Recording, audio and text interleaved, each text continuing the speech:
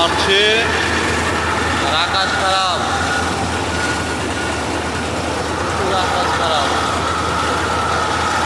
সবাই লেগে গেছে আর কি। সকাল 8টা বাজে, অন্ধকার হয়ে গেছে সব।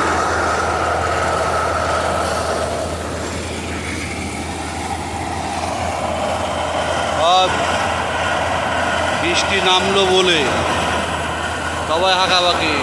আদিবাসীর একটা ভালো লাগে, একজনে এক সাহায্য করে আর কি, হেল্প করে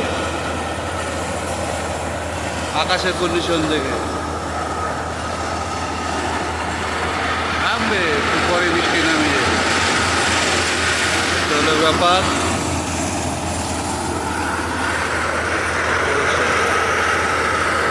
ধন্যবাদ।